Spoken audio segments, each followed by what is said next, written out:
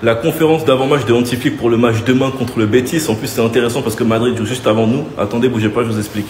Déjà, ce qu'il faut savoir, c'est que Gavi, Inigo et Christensen s'entraînent normalement avec le groupe. Inigo qui se touchait la cuisse contre l'Atlético, Gavi qui ressentait des gènes au genou et Christensen qui est mort depuis je ne sais pas combien de temps. Le match contre le Betis sera difficile, nous l'avons déjà vu en coupe malgré le résultat. Il faut gérer la charge de travail des joueurs, on verra demain. Nous devons être à notre meilleur niveau demain pour gagner. Les gars ont les bonnes réactions sur le terrain, c'est bien de voir qu'ils progressent dans ce domaine et avec le ballon. Notre gestion du ballon est incroyable. Nous avons besoin de tous les joueurs avec la meilleure attitude possible.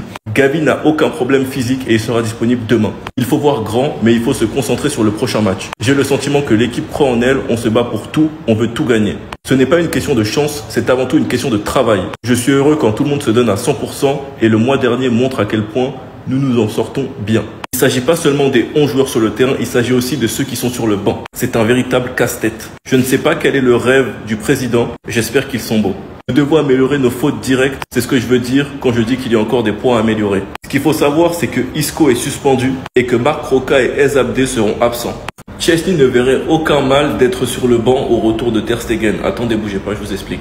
Chesney a dit, Ter Stegen a maintenant commencé à s'entraîner avec nous et a l'air bien, mais surtout il est en bonne santé et c'est la chose la plus importante. Je le dis avec toute la consolation possible, je suis venu ici pour remplacer Marc et je n'aurais aucun problème si Marc revenait simplement et reprenait sa place. Je veux aider l'équipe et donner le meilleur de moi-même sur le terrain. Mais si l'entraîneur décide à un moment donné que le capitaine est de retour et prendra la relève en tant que gardien de but, c'est une situation tout à fait normale et compréhensible pour moi. Et ce qui est raconté, c'est que si Barcelone atteint la finale de la Ligue des Champions, Ter Stegen n'a aucune chance d'y participer.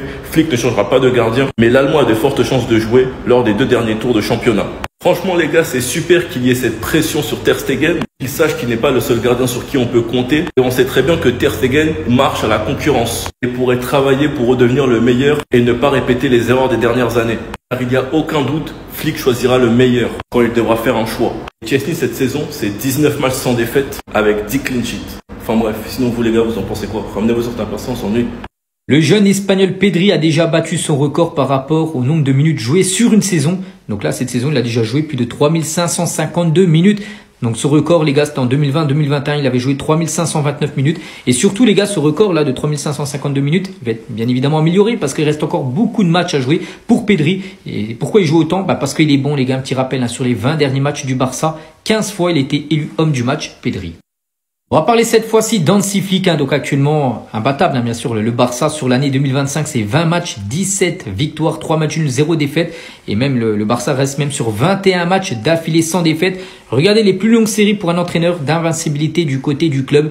Il y a par exemple Guardiola, 28 matchs, Valverde, 29 matchs. Et le recordman, c'est bien sûr Luis Enrique, il avait enchaîné 39 matchs d'affilée sans perdre du côté du Barça. On va parler d'un joueur, c'est Jules Koundé cette saison, les gars. Il joue énormément Koundé. Koundé a joué quand même 99 matchs d'affilée pour son club et pour son pays, donc pour le Barça et bien sûr l'équipe de France. Donc demain, s'il joue contre le Betis, les gars, ça fera 100 matchs d'affilée qu'il joue. Jules Koundé, c'est quand même exceptionnel. Bon, les 100 matchs, il n'a pas été à chaque fois titulaire, mais il a joué à chaque fois au moins 1 minute lors de ces 100 matchs. Enfin, demain, c'est tout simplement exceptionnel. Les gars, pour ceux qui me suivent, vous avez tous vu la théorie des 5. Pour ceux qui l'ont pas vu, elle est épinglée sur mon compte, allez voir. Maintenant, je vais ajouter quelque chose à ceci. Vous savez combien de fois on est amené à rencontrer le Real Madrid cette année? Pour l'instant, 4 fois. 2 fois en Liga, dont notamment une victoire 4-0. On les a rencontrés une fois en Supercoupe, 5-2. Et là, on va les rencontrer en finale de Coupe du Roi. Et vous savez, on peut les rencontrer combien de fois? 5. Pour quel événement? Finale de Ligue des Champions. Et si ma théorie des 5, en fait, elle était réelle. 5 trophées à aller chercher et 5 victoires contre le Real Madrid. On ne serait pas sur l'année la plus historique de l'histoire du football dans le club et sur la pire humiliation de l'histoire de Madrid. Vous imaginez qu'on les rencontre 5 fois et qu'on les batte 5 fois. Les gars, et en plus de ceci, qu'on remporte les 5 trophées qu'on peut remporter. Le taux de probabilité reste faible. Mais les gars, je vous assure que si jamais on arrive à faire cet exploit, ne me parlez plus jamais de confrontation avec le Real Madrid de 15 Ligue des Champions, quoi. Je vous le jure que ça dépassera l'entendement. Je préfère prévenir dès maintenant parce que j'en connais qui vont faire les choquer après. J'ai annoncé 5 trophées cette saison. Vous ne me croyez pas? Restez branchés.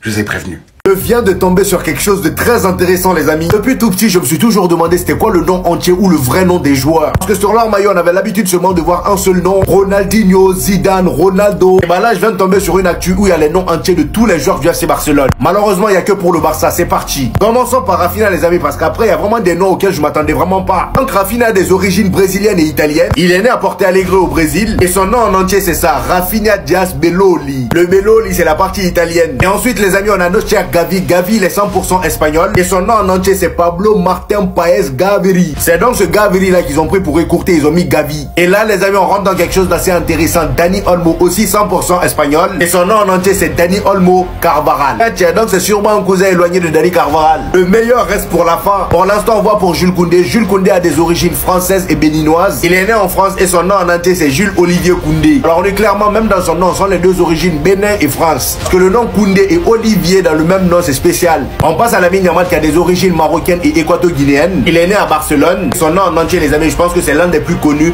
Lamine Yamal Nazraoui. Et trompez-vous, on n'a pas fini avec son nom. Son nom, c'est une phrase. Donc, c'est Lamine Yamal Nazraoui Ebana. Le meilleur pour la fin, notre cher Chechny. Voilà, lui, il est d'origine polonaise. Il est né à Warsaw et son nom, c'est Wishish Thomas. C'est pas fini. Chesney. À part Chesney, le reste là, je pense pas que j'ai bien lu. Surtout le premier là, ça là, on va se débrouiller avec Wishish. C'est mieux.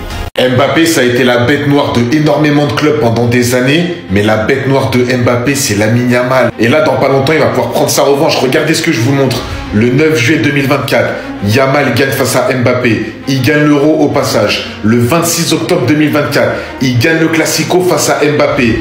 Et le 12 janvier 2025, il gagne le Classico en finale et il prend le trophée face à Mbappé. Et là, les gars, trois fois Mbappé va pouvoir prendre sa revanche. Le 26 avril 2025, Classico finale de Coupe du Roi, FC Barcelone, Real Madrid, La Liga.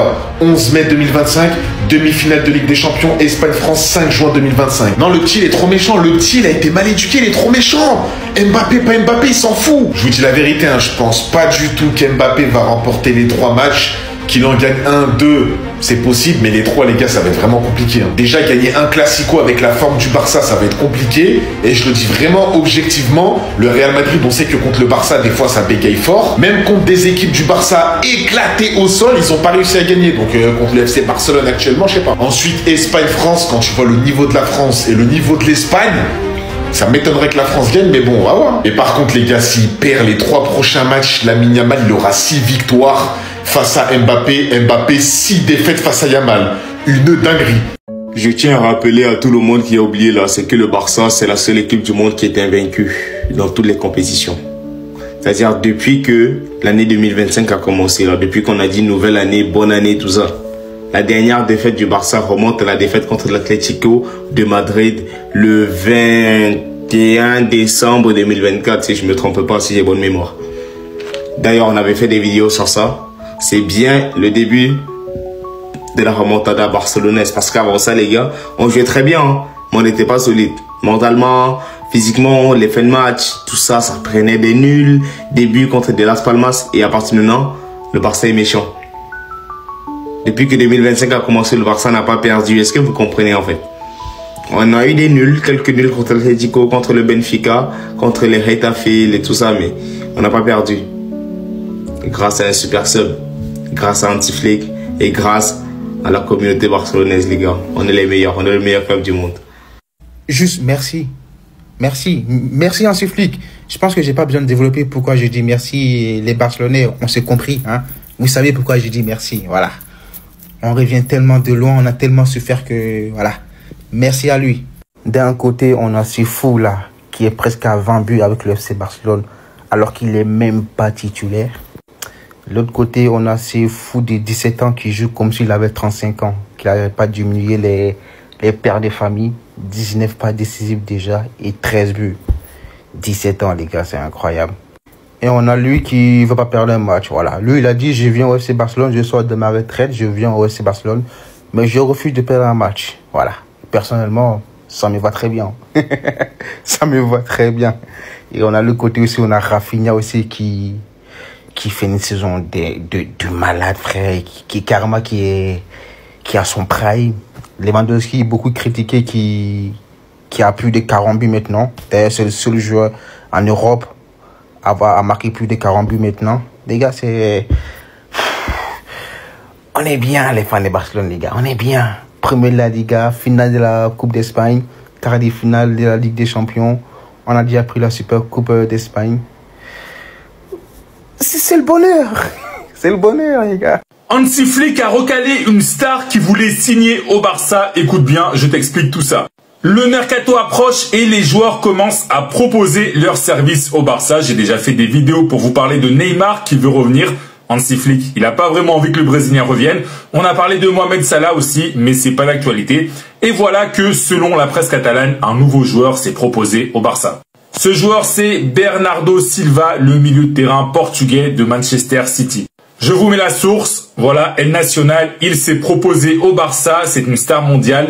Mais Flick n'en veut pas parce qu'il est vieux. Donc voilà, Hansi Flick ne veut pas de Bernardo Silva à cause de son âge, mais pas que, puisque dans l'article aussi, ça parle du côté financier et du fait que Bernardo Silva demanderait un salaire très élevé. Le média explique aussi que Hansi Flick est satisfait des joueurs qu'il a au milieu de terrain et il estime que l'arrivée de Bernardo ne serait pas forcément une plus-value et qu'elle pourrait même déséquilibrer un petit peu l'équipe. Donc voilà, Bernardo Silva, il va devoir soit se proposer à d'autres clubs, soit rester du côté de Manchester City. Même si c'est vrai qu'on se rappelle qu'il y a 3-4 ans, eh bien, le Barça le voulait. Mais voilà, à l'époque, Manchester City n'avait aucune intention de le laisser partir et donc il n'a jamais rejoint la Catalogne. Et si t'es fan du Barça d'ailleurs, dis-moi dans les commentaires, est-ce que tu prendrais Bernardo Silva pour le Barça cet été ou pas? Dis-moi tout dans les commentaires et comme d'habitude, si tu veux être au courant de toute l'actu du Barça, si c'est pas encore fait, je t'invite à t'abonner.